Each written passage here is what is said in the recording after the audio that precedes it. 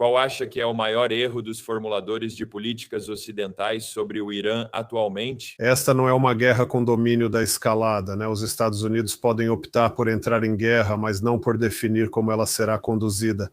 Não cabe aos Estados Unidos decidir o fim da guerra. Agora, os Estados Unidos estão ficando sem defesas aéreas. Os iranianos trazem drones e mísseis mais potentes e atacam Israel. Não estamos recebendo muitas imagens disso, mas isso porque os israelenses não permitem. Acho que nos iludimos com parte da propaganda.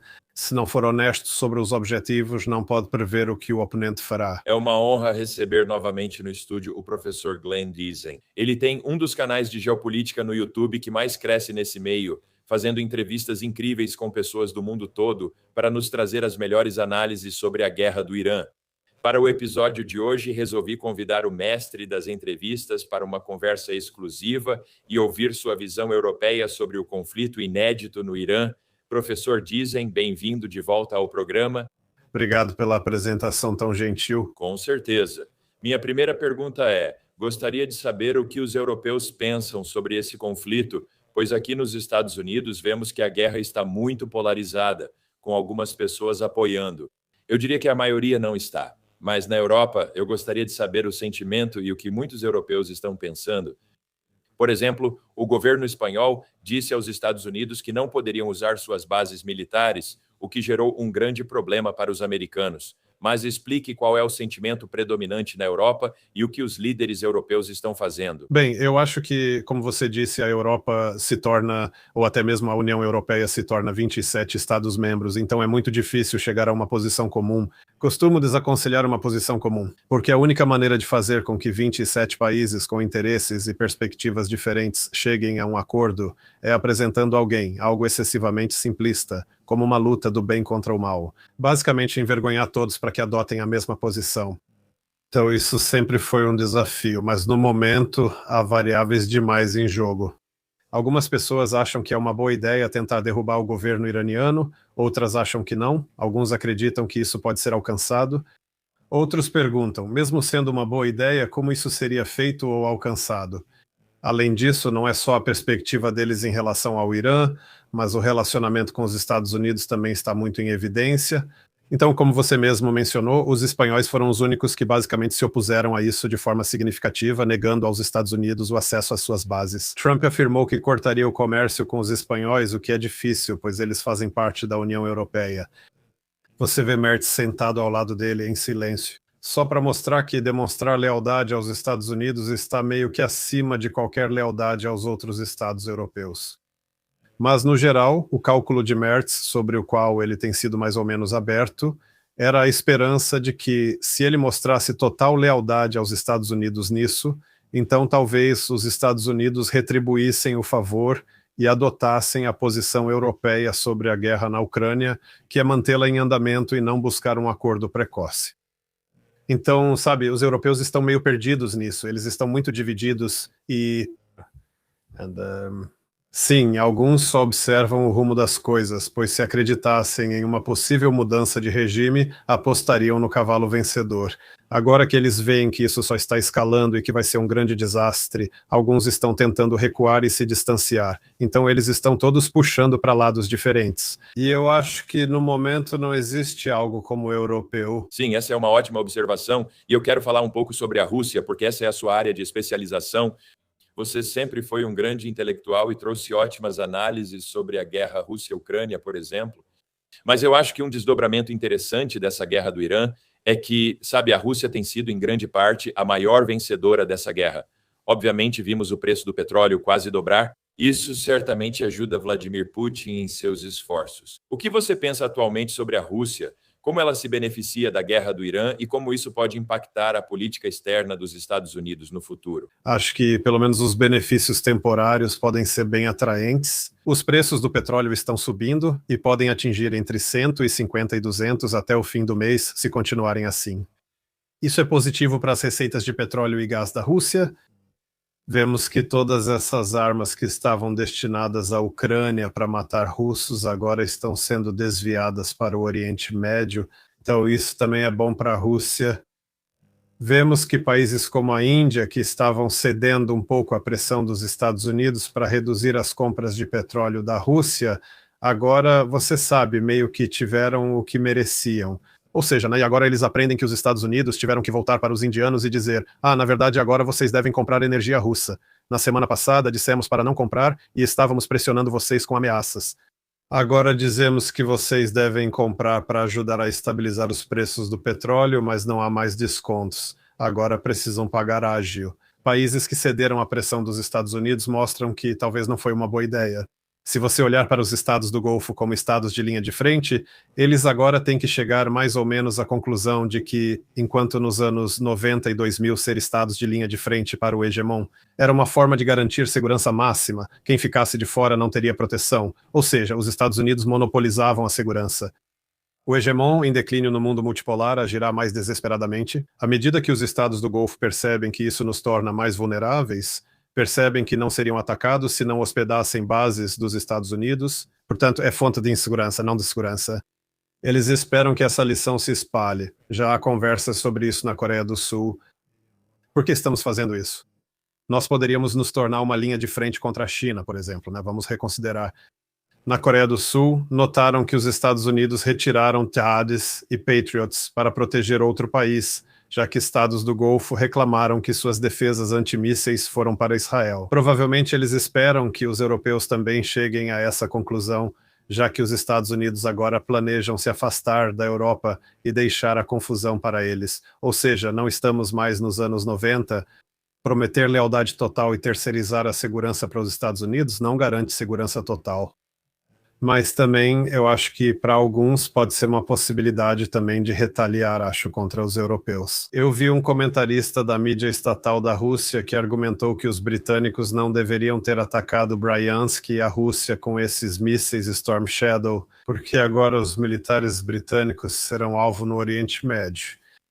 O que eu não duvido. Tenho quase certeza de que os russos, não tenho provas, mas tenho quase certeza de que eles estariam entregando informações de inteligência para os iranianos sobre onde estão os radares críticos, defesa antimísseis, tudo isso. Mas só para finalizar, eu acho que, embora haja muitos benefícios, como você disse, a Rússia se torna a principal vencedora dessa guerra, o que é verdade, isso não significa que queiram continuar. Se tiverem a oportunidade de acabar com isso, acho que fariam, porque isso pode sair do controle e virar uma guerra mundial. E também eles não querem ver o governo iraniano cair, porque desde 2014 os russos mudaram daquele objetivo do Gorbachev de uma casa europeia comum para uma grande Eurásia. Essencialmente, eles querem que todos os países do Oriente aprofundem sua cooperação, e eles querem multipolaridade. Então, os russos não querem colocar todos os ovos apenas na cesta chinesa. A China será, claro, né, o parceiro mais importante, mas é uma parceria muito assimétrica. Os chineses são muito mais poderosos economicamente. Tudo bem, desde que possam diversificar, ou seja, se conectar com outras grandes potências como o Irã. O Irã é fundamental para conectar-se à Índia pelo corredor internacional de transporte norte-sul. Então eles não podem se dar ao luxo de ver o Irã cair, por isso vão fazer o que for necessário para ajudar o Irã, sabe? Exceto, claro, entrar em uma guerra direta com os Estados Unidos. Professor, quero sua opinião, pois já conversou com dezenas de analistas e formuladores de políticas no seu canal. Quero que você reflita. Qual você considera o maior erro de cálculo dos formuladores de políticas ocidentais em relação ao Irã atualmente? Eu acho que nós nos iludimos com parte da propaganda, ou seja, nós dissemos a nós mesmos que o governo iraniano, ou regime, como você diz, é mau e legítimo, e essencialmente nosso objetivo era ajudar a libertar os iranianos ou libertar as mulheres iranianas. E isso soa como um objetivo muito limitado, benigno por natureza. Se não for honesto sobre os objetivos, não pode prever o que o oponente fará. Então, se o objetivo sempre foi a mudança de regime por parte dos Estados Unidos e de Israel, acho que isso é muito claro. E para um país como o Irã, que não tem uma oposição unificada, não existe um governo de substituição esperando nos bastidores para ser colocado no poder. Isso quer dizer que uma mudança de regime provavelmente levaria a uma guerra civil.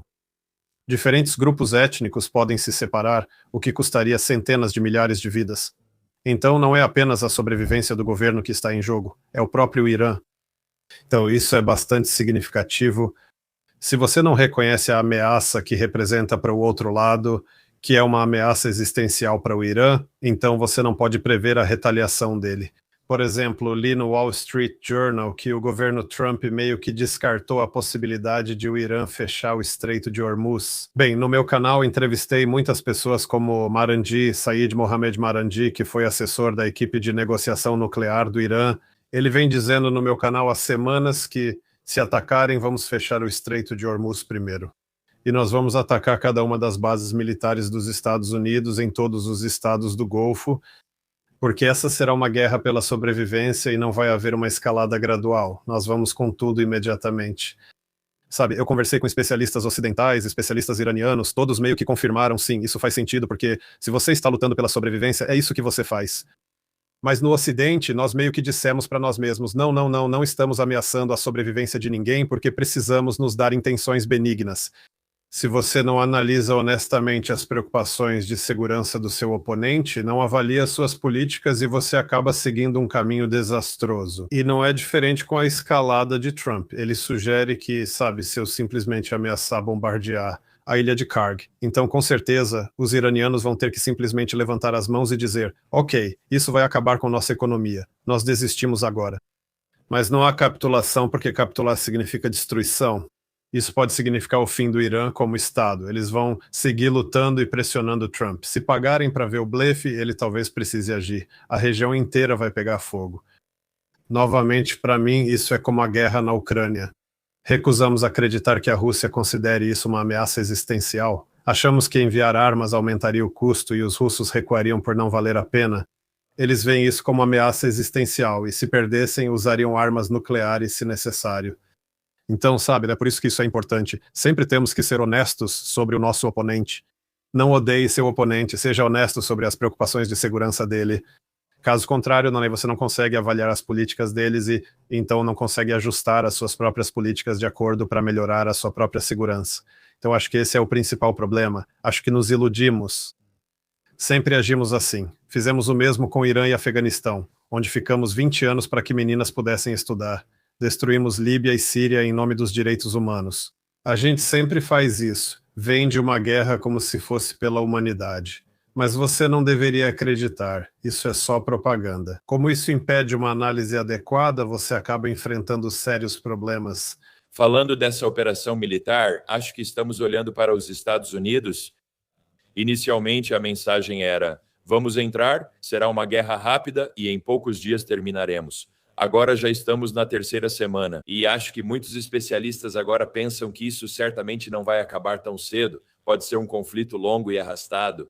Como você disse, e o professor Mirandi, que também faz um ótimo trabalho trazendo a visão iraniana, isso é uma ameaça existencial para o Irã, certo? Eles continuarão a escalar e levar isso a um nível inédito, pois para eles é questão de sobrevivência. O que você acha sobre as tropas dos Estados Unidos em solo? Quero dizer, o plano deles para o ataque agora. Quero dizer, Donald Trump já foi longe demais agora? Ele não tem uma saída para isso? Escalar é o único caminho? Você acha que poderíamos ver tropas dos Estados Unidos em solo no Irã? Bem, de forma limitada, talvez. Ou seja, se eles quiserem realmente abrir o Estreito de Hormuz, então teriam que tentar, acho que, invadir parte da costa deles. Mas seria muito difícil de abastecer e dar suporte. Então, a quantidade de baixas que isso causaria e o número de tropas que seriam dedicadas é difícil de dizer. Eu seria muito cético quanto à possibilidade disso ser bem sucedido. Então, eu acho que, idealmente, eles prefeririam usar proxies, sabe, como nós fazemos quando lutamos contra os russos usando os ucranianos. Mas em algum momento, sim, eles sugeriram que a CIA estava armando os curdos tanto do lado iraniano quanto do lado iraquiano da fronteira. Mas aí acontece que eles provavelmente querem se juntar, especialmente agora que perceberam que possivelmente estariam do lado perdedor. Então isso não vai acontecer. Vimos um ataque de drone em algum lugar aleatório no Azerbaijão, o que não fazia muito sentido. O Irã assumiu a responsabilidade por todos os ataques, exceto por esses. E então parece que poderia ter sido uma oportunidade para tentar envolver os azerbaijanos. Os azerbaijanos disseram que retaliariam, mas agora enviam ajuda humanitária ao Irã. Ele também menciona a Turquia devido a um míssil balístico que seguia para lá, mas os iranianos insistiram que não eram responsáveis, dizendo que todas essas ações no Golfo eram deles, mas essa não. E então, o chefe de segurança, alguém na Turquia, disse algo como: bem, Eles seguiram um padrão de voo diferente dos outros mísseis balísticos, o que quase dá a entender que nós também não achamos necessariamente que foram os iranianos. Não há recrutamento de proxies para as tropas terrestres, então, se os americanos quiserem, terão que enviar seus próprios homens. Acho que Trump pode rejeitar isso porque busca resultados rápidos, algo fácil de alcançar. É isso que ele quer. Assim como pressionou o Panamá por concessões, ele fez uma operação de um dia na Venezuela. Quando tudo falhou no Iêmen, ele apenas disse, ok, declaramos vitória e saímos. Acho que, como na Groenlândia, os europeus resistiram muito e ele acabou desistindo. Acho que é isso que ele busca. Por isso, não espero que queira enviar centenas de milhares de tropas, ainda mais agora, lutando contra a Rússia e possivelmente contra a China ao mesmo tempo. Parece uma aposta muito ruim. Mas, no geral, acho que foi mal planejado. E isso mostra o que ocorre quando há ideologia demais no processo de decisão. A ideia de que você pode matar Khamenei, que é o líder religioso e chefe de Estado lá, de algum modo, se o país todo diria sim, estamos livres, e sairia para comemorar, o que não fazia sentido. Eles exageraram a impopularidade dele. Vemos que do Bahrein ao Paquistão, no Iraque, vemos pessoas indo às ruas em grande número, revoltadas porque mataram o líder espiritual. E de qualquer forma, Khamenei era da fé xiita. Ele acreditava que armas nucleares eram um pecado. Agora o filho dele assumiu o lugar. Assim como no Iraque, no Afeganistão, tivemos 20 anos para trocar Talibã por Talibã. Aqui nós trocamos Khamenei por Khamenei, só que o filho dele não tem a mesma aversão por armas nucleares. Além disso, acontece que os Estados Unidos também mataram o pai dele, a mãe dele, a irmã dele, a esposa dele e o filho dele, e incendiaram a capital dele. Então ele pode, sabe? Não, eu não esperaria que ele fosse mais moderado. E também, se você teme armas nucleares, o objetivo de tentar tirar do Irã sua capacidade de dissuasão convencional, ou seja, seus mísseis balísticos, provavelmente não é uma boa ideia. O Irã, sendo uma grande potência, não será um alvo fácil. Sem dissuasão convencional, terá mais motivos para buscar a nuclear. Muitas vezes isso contraria o instinto, mas você quer que seu adversário se sinta seguro e tenha uma dissuasão convencional. Sem isso, eles ficam desesperados. Quando os países estão desesperados, então eles vão buscar a dissuasão máxima, que é a arma nuclear. Então eu acho que sim, isso foi tolice em muitos níveis. Mas, novamente, a narrativa que circula na mídia e na classe política é, bem, ele é um homem mau. O regime é ruim. Por que alguém se oporia a bombardeá-los? Ele não se opõe. Isso é muito simplista. É simplista, por isso existem esses canais no YouTube, para irmos além das manchetes e da propaganda, chegando aos verdadeiros problemas centrais, como você tem destacado há muitos anos com a guerra Rússia-Ucrânia, sabe? Precisamos reconhecer nossos inimigos, sabe? Ameaças legítimas à segurança, certo? Se outro país considera isso uma ameaça existencial, responderá de forma diferente do que se fosse só uma ameaça menor. Parece algo básico, mas nossos formuladores de política externa não entendem. Professor, quero falar sobre Israel e saber sua opinião sobre o envolvimento do país na guerra. Muitos nos Estados Unidos sentem que, em grande parte, o país está defendendo Israel e fazendo o trabalho dele. Estamos colocando vidas americanas em risco. Pessoas morrem no campo de batalha agora apoiando Israel. Temos caras como o senador Ted Cruz, que é muito enfático sobre colocar os interesses de Israel acima dos Estados Unidos, junto com o senador Lindsey Graham. Eles não escondem essa posição. Gostaria de saber o que você sabe sobre isso, qual é o envolvimento de Israel nisso. Eles estão sendo atingidos com força agora, qual é a situação lá? Primeiro, parte do problema foi a narrativa. Normalmente, quem vai à guerra planeja e também prepara a narrativa da guerra. Torne isso simples e garanta que todos estejam marchando, sabe, no mesmo ritmo. Isso realmente não foi feito aqui. Acho que eles até fingiram esperar que houvesse uma rápida mudança de regime. E então todos iriam, sabe? Quem não comemoraria, porque não é permitido dizer nada positivo sobre o governo. Mas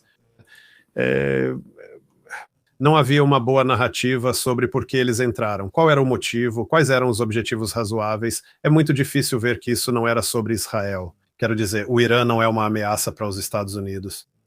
Pode-se falar que sim, no futuro eles vão desenvolver mísseis que podem alcançar os Estados Unidos, eles não têm esses mísseis. Ameaças são capacidades e intenções, eles não têm as capacidades. Além disso, eles não têm essas intenções. Tentam vender o governo iraniano como totalmente irracional, como se fossem apenas ayatolás loucos querendo destruir o mundo. Isso não é real. Então, a única coisa lógica aqui parece ser que isso foi resultado de pressão de Israel. E você não precisa, sabe, se você for no YouTube, pode encontrar o Netanyahu desde os anos 90 tentando pressionar todo presidente americano a ir para a guerra com o Irã. Felizmente, todos eles tiveram o bom senso de perceber que isso seria um desastre total, porque você não pode controlar todas as variáveis diferentes. Então, eles realmente não fizeram isso. Mas você viu, por exemplo, o Rubio. Este é o melhor exemplo do quanto a narrativa estava distorcida. Porque ao perceberem que a guerra não seria bem sucedida, alguém será responsabilizado. Então perguntam, e a legalidade? Como isso é legal? E então você tem algumas palavras mágicas que pode usar para que seja legal. Você pode dizer ameaça iminente. Diante de ameaça iminente, você pode realizar ataque preventivo. Mas é claro, foram os Estados Unidos que colocaram suas tropas ao redor do Irã, não o contrário. Mas o argumento dele era que Israel iria atacar o Irã. E então era muito provável que o Irã retaliaria contra as forças americanas, que agora estavam concentradas na região contra o Irã, o que já era uma defesa fraca. Defense, but... Então você pode fazer a pergunta que eles fizeram para ele. Então Israel nos puxou para essa guerra. Rubio disse isso, mas depois acrescentou. Não foi isso que eu disse. Então você sabe, você viu isso. Então meio que todo mundo sabe que foi Israel que quis essa guerra. E eu acho que isso também aponta para... o problema mais amplo que Israel tem enfrentado, que está chegando a um ponto crítico, que é o que é segurança para Israel? É fazer concessões e buscar a paz com seus vizinhos? Ou é simplesmente ter o máximo de dissuasão e impor sua vontade? Bem, Israel costumava ser mais conciliador no passado, mas depois da Guerra Fria. Após a guerra, quando eram o único centro de poder mundial, os Estados Unidos adotaram uma estratégia hegemônica. Isso foi incluído na estratégia de segurança nacional baseada na primazia global. Ninguém pode desafiar os Estados Unidos. Assim, não haveria rivalidade entre grandes potências, pois só existe uma potência. Essa era a estratégia. E então, claro, o hegemon não precisa fazer concessões, ele pode impor sua vontade em qualquer lugar do mundo. O que isso significava para Israel era também uma oportunidade.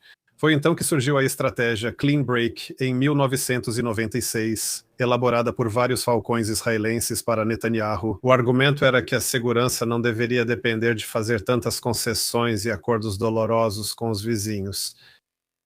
Deveríamos novamente agir com máxima dissuasão e impor nossa vontade.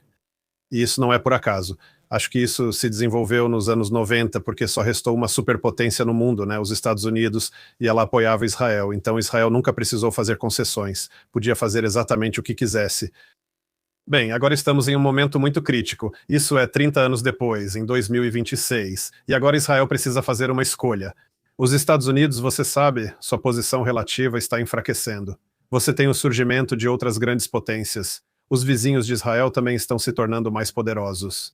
Se eu fosse aconselhar Israel, diria, se puder obter um acordo melhor hoje do que amanhã, faça-o agora. Seu principal apoiador, razão de não ter feito concessões, agora está enfraquecido. Eles deixaram claro que querem sair da região para focar no hemisfério ocidental e leste asiático. Então, o ideal agora é fazer essas concessões e buscar a paz. Mas, ao contrário, eles optaram pelo oposto, eliminar a liderança aqui, o Irã, nosso principal adversário. Esta é nossa última chance. Senão teremos que agir como outros países, fazendo concessões.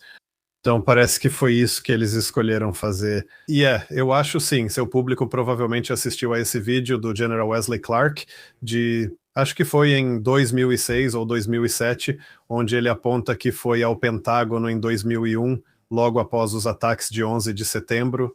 Ele recebe um memorando dizendo, vamos derrubar 7 países em 5 anos. Sim, os Estados Unidos já fizeram isso e atacaram esses 7 países. Mas o último da lista, o último a ser derrubado, né, o verdadeiro, sabe, o chefe, por assim dizer, o maior de todos, seria o Irã. É assim que eles pretendem finalizar. Bem, este é o fim da linha. E é aí que entra o pensamento racional, porque o problema do governo dos Estados Unidos é que nunca tivemos realmente um ataque aéreo bem-sucedido que resultasse em mudança de regime. Você não pode enviar bombas para um país, bombardeá-lo até virar pó e esperar que magicamente aconteça uma mudança de regime. Um novo governo assume e tudo fica pacífico. Como você disse, olhe para o novo líder supremo do Irã. O pai dele foi morto, a mãe dele foi morta, a família dele foi morta. Com certeza vai haver muita vingança. E acho que também com a sociedade. O Irã é uma das sociedades mais antigas do mundo. É um país com mais de 90 milhões de habitantes, há muito mais nessa história que muitos americanos, inclusive líderes da nossa política externa, desconhecem. Gostaria de saber sua opinião sobre o futuro do mundo multipolar. Acho que essa é uma tendência que temos visto nos últimos anos. Você mencionou que durante a Guerra Fria certamente era um mundo mais unipolar, onde os Estados Unidos governavam como o líder supremo e a nação suprema do mundo. Isso mudou muito com a ascensão da China nos últimos 30 anos. Agora, a China é uma potência econômica capaz de rivalizar com os Estados Unidos. Agora vemos outros países emergindo. A Rússia sobreviveu a uma guerra longa e arrastada.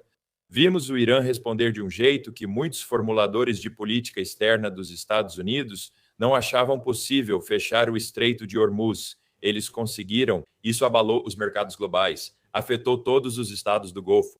Então, essa guerra vai acelerar nossa transição para um mundo multipolar. E nesse novo cenário, quem você vê como grandes protagonistas? Não. Eu acho que sim, vamos continuar a buscar esse mundo multipolar.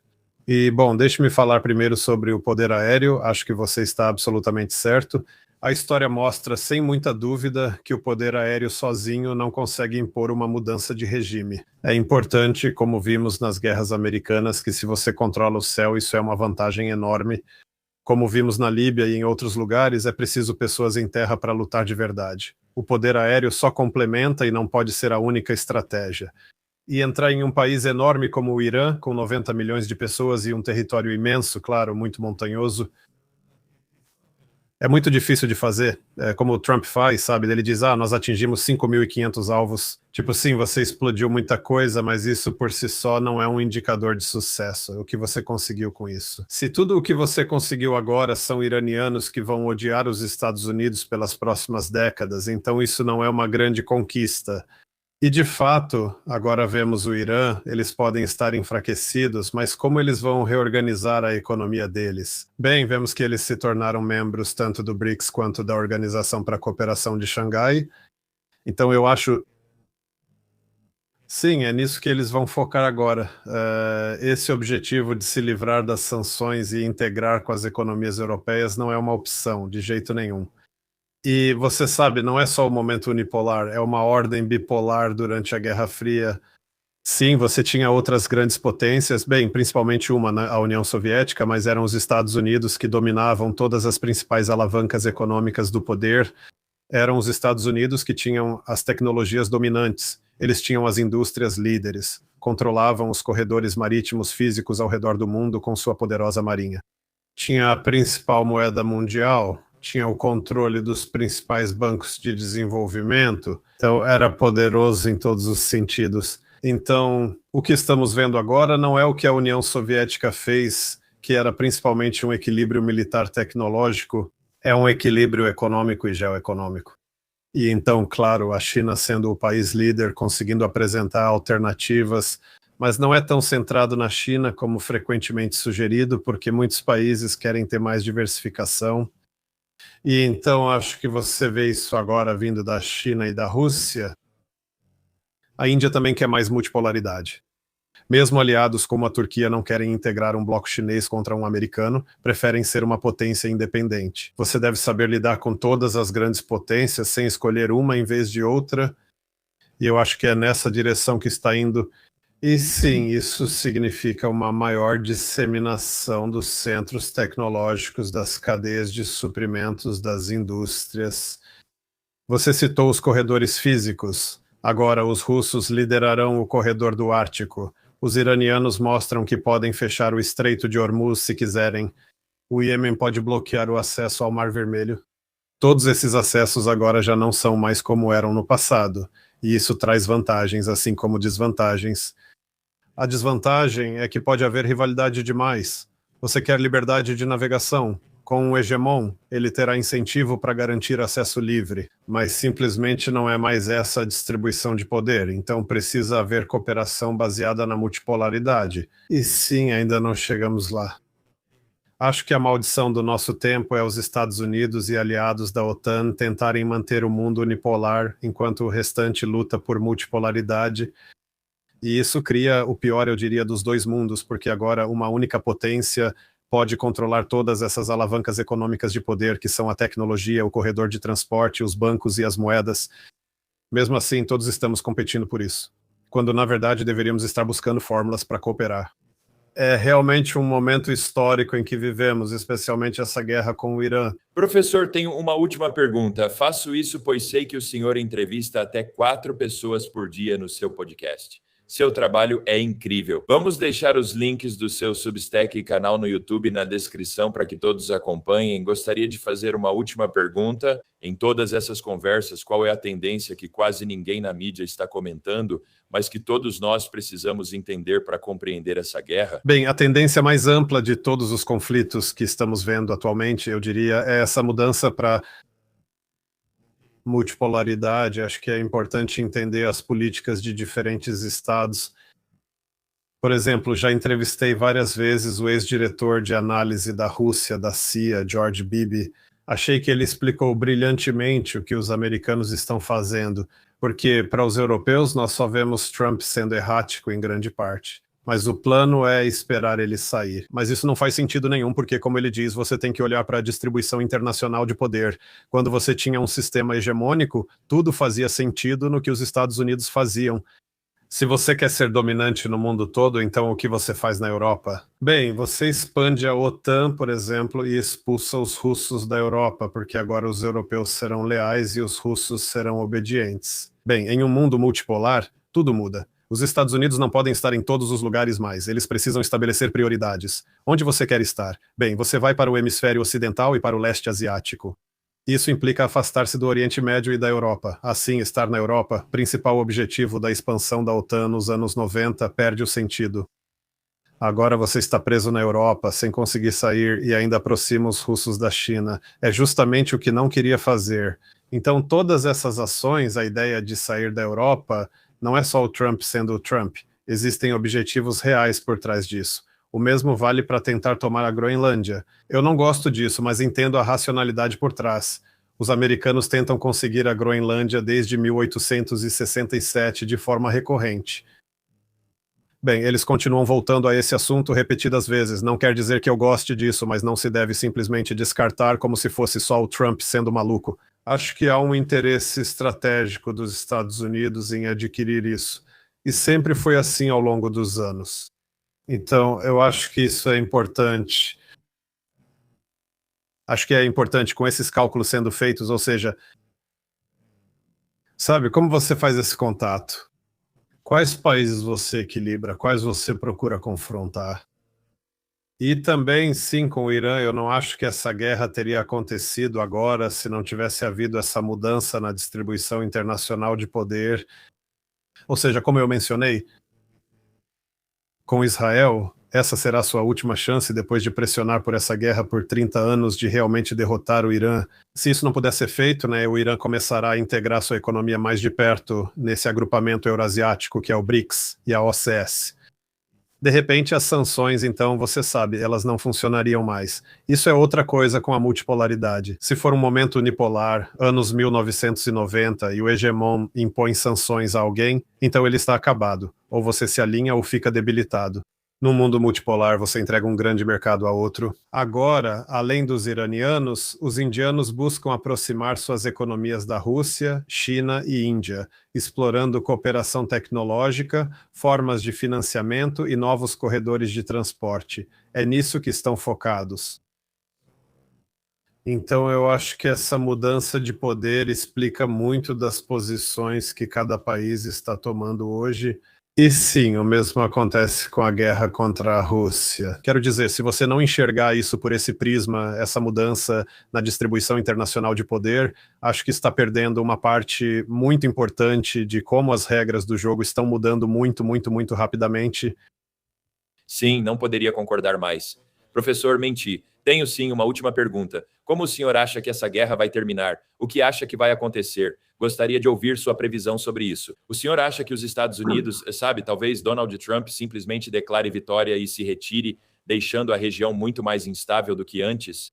O senhor acredita que isso ainda vai durar meses e pode virar outra guerra sem fim para os Estados Unidos? Quais são suas previsões? Acredito que Trump reconhece o erro e há relatos de assessores sugerindo a necessidade de uma saída. Ele poderia fazer como fez no Iêmen, simplesmente declarar vitória e sair. O problema aqui é que essa não é uma guerra com domínio da escalada. Os Estados Unidos, como vimos, podem decidir entrar em guerra, mas não como ela será conduzida. Por exemplo, o Irã ameaça o Estreito de Hormuz e os estados do Golfo. Não pode decidir sobre isso, não pode impor o veto e não pode decidir quando a guerra termina. E, novamente, para os iranianos, é um pouco parecido com os russos. Quero dizer, os russos não querem apenas um cessar-fogo porque querem um acordo político para isso. Caso contrário, eles sabem que vai ser outro Minsk. Eles só vão se reagrupar, rearmar a Ucrânia e lutar de novo. É isso que os iranianos também temem. Ou seja, os Estados Unidos e Israel não desistiram do objetivo de quebrar o pescoço do Irã. Então, quero dizer, eles fizeram isso na Guerra de 12 dias, os israelenses ficaram sem mísseis e defesas aéreas. Trump lançou bombas, declarou vitória e foi embora. Os iranianos pensaram, ok, tudo bem. Agora, novamente, após alguns meses, eles retornam e tentam outra mudança de regime que não funcionou. Se eles apenas voltarem, as sanções devastadoras persistem. Os Estados Unidos, então, começam a se reabastecer e se preparar para a próxima, você sabe, tentar de novo. Isso não faz muito sentido para o Irã, pois sua economia e infraestrutura foram destruídas e ficará enfraquecido. Ele busca acordo político para a guerra. Então ele quer os Estados Unidos. Novamente, esse é o nosso objetivo maximalista. Eles querem que os Estados Unidos saiam da região, ou seja, deixem o Oriente Médio. Eles exigem que os estados do Golfo paguem reparações pelos danos no Irã. Eu não acho que eles vão conseguir nada disso, mas isso porque, bem, eles poderiam conseguir se explodissem todas as bases americanas na região, ou se os estados árabes decidissem que é um risco grande demais ter que hospedar bases dos Estados Unidos. Mas Trump também, sabe, ele precisa de uma vitória porque tem as eleições de meio de mandato. Toda a credibilidade política dele está apostada nisso. Ele não pode sair sem algo que chame de vitória, e os iranianos também não o deixarão sair sem algo que considerem vitória. Então não está claro para mim como isso vai continuar. E minha preocupação é que os Estados Unidos agora estão ficando sem essas defesas aéreas. Os iranianos estão empregando drones e mísseis cada vez mais potentes. Eles estão castigando Israel. Não vemos muitas imagens porque os israelenses não permitem. Eu li hoje também no Haaretz, o jornal israelense, que David Sachs, um dos principais conselheiros de Trump, avisou Trump que Israel enfrenta uma derrota e pode usar armas nucleares contra o Irã. E eu não duvido disso. Acho que esse é um problema enorme. Os Estados Unidos e Israel são países altamente militarizados. Ambos têm estratégias de segurança ligadas à dominação regional. Como você pode aceitar a derrota, ser derrotado pelos iranianos, aceitar retirar as bases ou pagar indenizações? Se isso mudar a favor do Irã, e acho que já mudou, Estados Unidos e Israel não conseguem interceptar seus mísseis que continuam atingindo suas cidades. Em algum momento eles vão sentir pressão para fazer alguma coisa.